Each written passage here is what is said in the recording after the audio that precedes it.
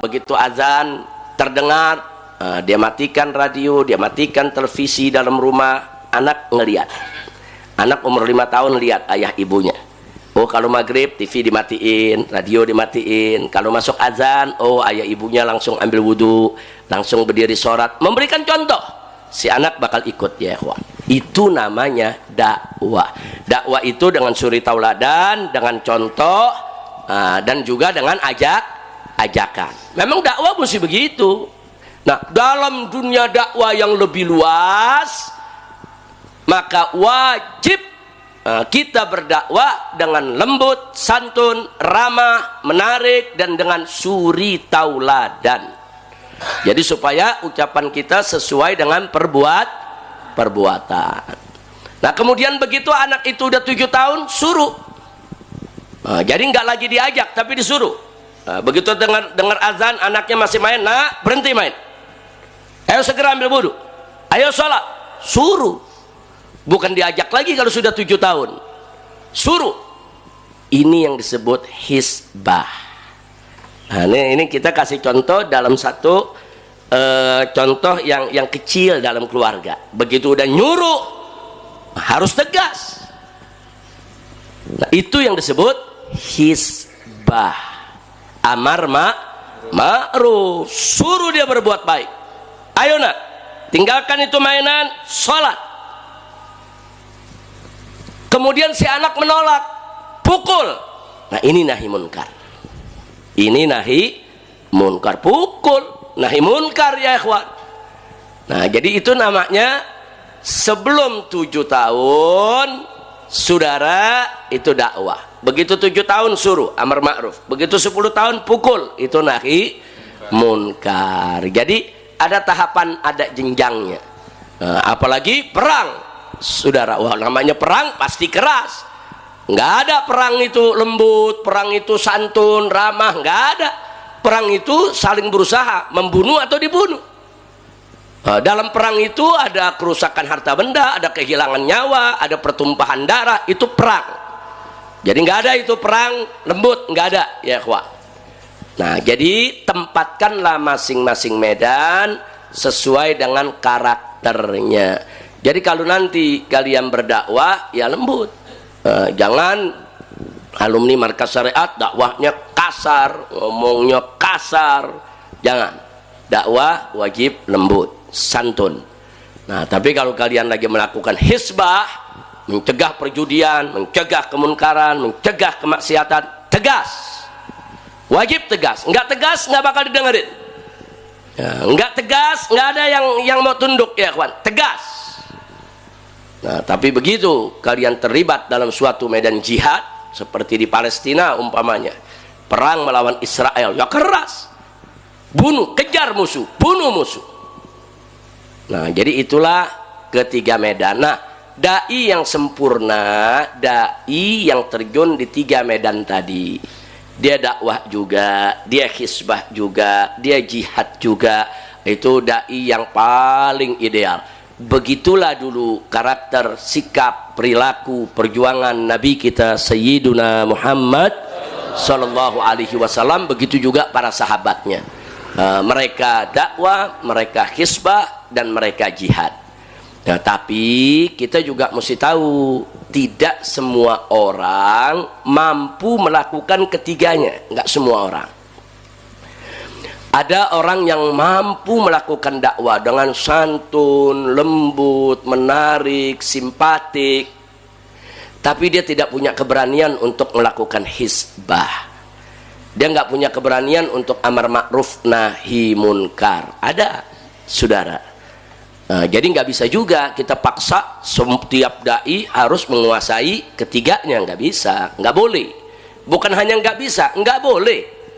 Jangan memaksakan seseorang di luar kemampuannya. Allah sendiri, saudara, tidak membebankan seseorang di luar kemampuannya. La yukallifullahu nafsan illa wus'aha. Allah hanya membebankan, saudara, sesuai dengan kemampuan yang bersangkutan. Nah, maka itu kita jangan membebani diri kita yang kita tidak mampu. Jadi kalau ada santri-santri MS ke depan mampu berdakwah dengan santun, dengan lembut, dengan ramah, simpatik, menarik, tapi nggak mampu untuk hisbah, nggak apa-apa. terusin lagi dakwahnya. Yang penting wajib dia menghormati dai-dai lain yang hisbah. Nah, jadi jangan sampai dia berdakwah dengan lembut, santun, udah banyak santrinya, dia nyinyir terhadap saudaranya yang hisbah. Nggak boleh, saudara. Jangan merasa benar sendiri, jangan merasa paling suci sendiri. Oh, cara dakwah saya nih paling bagus, paling hebat. Wah, apa itu yang sebelah sana tuh kok dakwahnya begitu, dia bilang kasar, padahal yang sebelah sana keras, saudara, karena lagi hisbah, bukan lagi hanya sekedar berdakwah. Nggak boleh. Kalau kita nggak mampu untuk berhisbah, hargai orang yang berhisbah, dukung mereka sepanjang kita mampu mendukungnya, doakan mereka. Nah, kira-kira jelas tidak? Mesti begitu, saudara. Ada juga orang berani dia berhisbah, bahkan jagoan dia untuk berjihad, tapi untuk dakwah dia nggak mampu, ilmunya nggak seberapa, lisannya nggak fasih, saudara. Tapi kalau urusan hisbah, bertempur dengan para penjahat, mencegah kemunkaran, dia paling depan, paling berani, paling gagah. Atau kalau urusan jihad, oh dia paling depan, nomor satu, dia siap mati duluan. Nah, bagaimana seperti ini? Nggak apa-apa, yang mampu jihad, jihad aja. Yang mampu hisbah, hisbah aja. Dan nggak mampu dakwah, nggak apa-apa. Nah, ini namanya kita berbagi itu tugas. Kira-kira jelas tidak? Jelas tidak? Nah, jadi kita bagi-bagi tugas, jangan merasa benar sendiri, insya Allah. Nah, akhirnya saya berikan gambaran ilustrasi bahwa dakwah, hisbah, dan jihad ini ibarat pekerjaan para petani. Petani itu ada dua tugas yang paling penting. Pertama, tugas menanam, itu termasuk membajak tanah, menabur bibit. Nah, itu urusan petani. Tapi ada juga tugas kedua yang petani tidak boleh lupa, yaitu memberantas hama.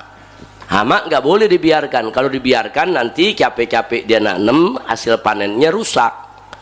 Nah, maka itu petani yang cerdas, petani yang ideal, dia menanam padi dan dia memberantas hama, sehingga dia bisa mendapatkan panen yang bagus. Kira-kira jelas tidak? Tapi jangan lupa, tidak semua petani mampu mengerjakan keduanya. Ada petani ngelukuk tanahnya luar biasa, debar bibitnya pengalaman, tanam pohonnya apalagi, dia siram, dia pelihara luar biasa. Tapi begitu berhadapan dengan hama, dia nggak mampu. Ada hama wereng, ada hama tikus, ada hama macam-macam yang bisa merusak hasil panennya. Nah, sekarang bagaimana kalau dia nggak mampu menghadapi hama? Nggak apa-apa, teruskan aja nanamnya.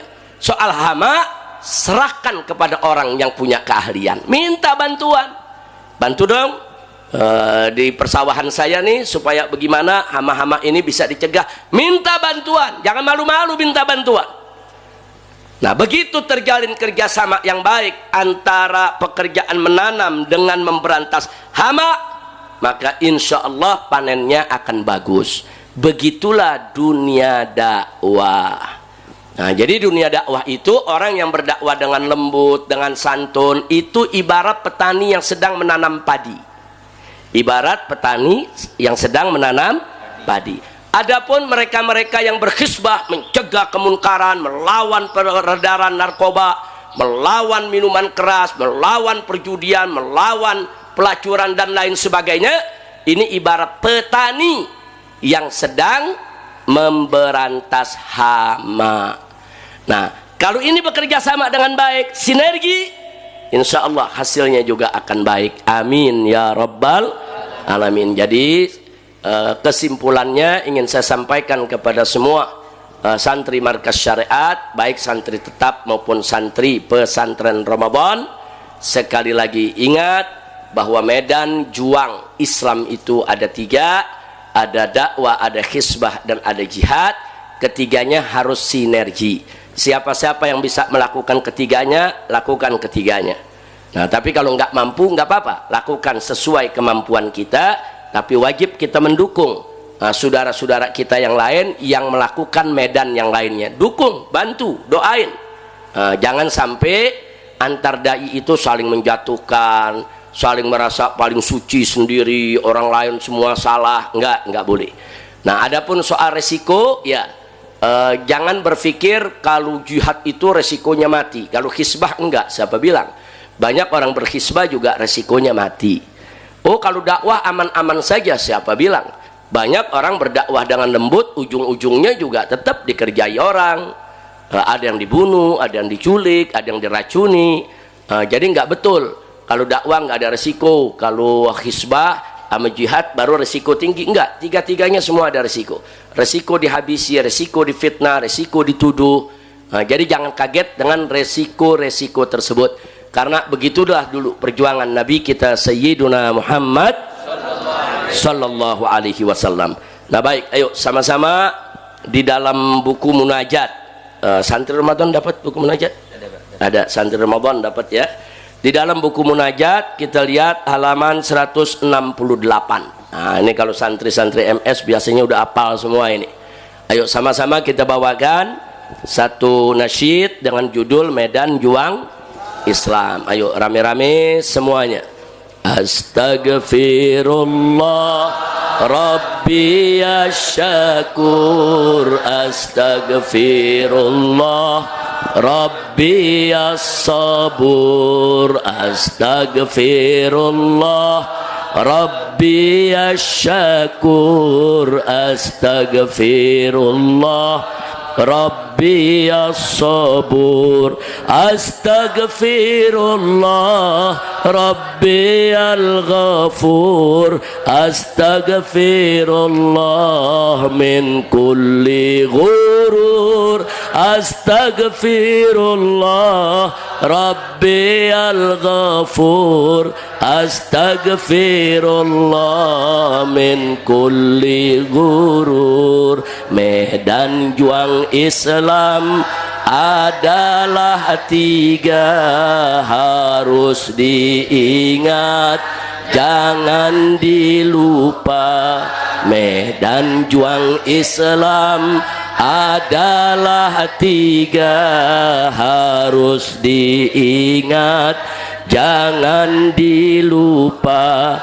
Pertama dakwah, kedua hisbah, ketiga jihad fisabilillah. Pertama dakwah, kedua hisbah, ketiga jihad fisabilillah. Astaghfirullah Rabbi ya syakur, astaghfirullah Rabbi ya sabur, astaghfirullah Rabbi ya syakur, astaghfirullah Rabbi ya syakur, astaghfirullah Rabbi al-ghafur, astaghfirullah min kulli ghurur, astaghfirullah Rabbi al-ghafur, astaghfirullah min kulli ghurur. Dakwah haruslah bijak dan lugas, hisbah mestilah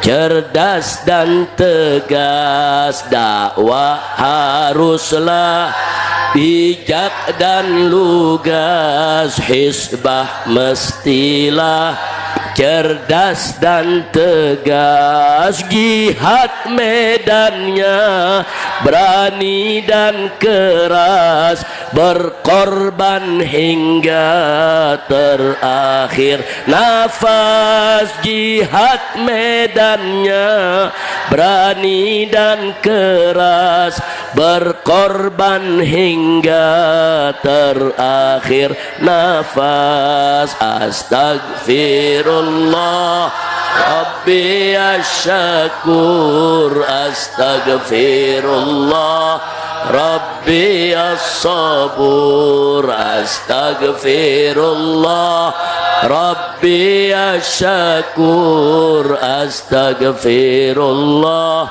Rabbi as-sabur astaghfirullah Rabbi al-ghafur astaghfirullah min kulli ghurur astaghfirullah Rabbi al-ghafur astaghfirullah min kulli ghurur. Setiap medan wajib diisi oleh yang pantas dan memang ahli. Setiap medan wajib diisi oleh yang pantas dan memang ahli. Semua medan wajib sinergi, jangan